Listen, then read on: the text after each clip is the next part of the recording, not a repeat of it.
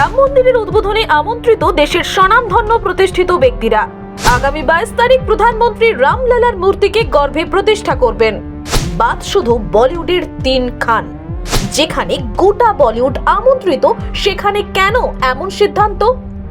রাম মন্দির কর্তৃপক্ষের এমন সিদ্ধান্তে আলোড়ন দেশ জুড়ে। নেপথ্যে কারণ কি? দেখুন বিস্তারিত। অমিতাভ অনুপমকে নিমন্ত্রণ করা হলেও বাদ 3 খান, শাহরুখ, সালমান ও আমিরকে ডাকা হলো না এই বিশেষ অনুষ্ঠানে। কিন্তু কেন? শুধুমাত্র কি তাদের ধর্মের কারণেই তারা বাদ পড়লেন, নাকি অন্য কোনো কারণে নিমন্ত্রণ পেলেন না 3 খান? হাতে মাত্র আর কয়েকটা দিন, জানুয়ারির 22 তারিখ উদ্বোধন হতে চলেছে অযোধ্যার রাম মন্দির। এই বিশেষ অনুষ্ঠানে আমন্ত্রণ পাচ্ছেন দেশ বিদেশের প্রতিষ্ঠিত বিজ্ঞ এবং গুণীজনেরা। নতুন বছরের উপরি পাওনা এই রাম মন্দির। নতুন উদ্যম নিয়ে গোটা বিশ্ব অপেক্ষায় এই ঐতিহাসিক মুহূর্তের জন্য। এই অনুষ্ঠানে আমন্ত্রণ জানানো হয়েছে অনেক তারকাদের। বেশ লম্বা সেই তালিকা।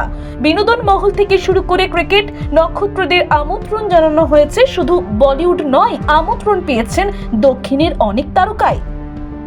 রাম মন্দিরের উদ্বোধনে ডাকা হয়েছে অমিতাভ বচ্চন, অনুপম খের, টাইগার শ্রফ, অক্ষয় কুমার, রজনীকান্ত, সঞ্জয় লীলা বানসালি, রণবীর কাপুর, আলিয়া ভাট, মাধুরী দীক্ষিত সহ দক্ষিণী তারকা যশ, প্রভাস সহ এক ঝাঁক সেলিব্রিটিকে। এমনকি রামায়ণ সিরিয়ালের কলাকুশলীদেরও আমন্ত্রণ জানানো হয়েছে। থাকছেন অজয় দেবগন, কাজল, কাঙ্গনা রানাউত, সানি দেওল, আদিত্য চোপড়া, রাজকুমার হিরানি, মুকেশ আম্বানি থেকে অনেকেই। কিন্তু এসবের মাঝে যারা নিমন্ত্রণ পাননি তারা হলেন বলিউডের 3টে বড় নাম।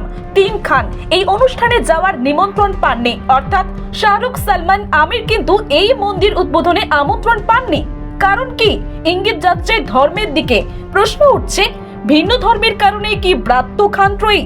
আর যে কারণে বিতর্ক উস্কে উঠেছে ক্রমাগত, যদিও এই বিষয়ে এখনো স্পষ্টভাবে জানা যায়নি কিছুই।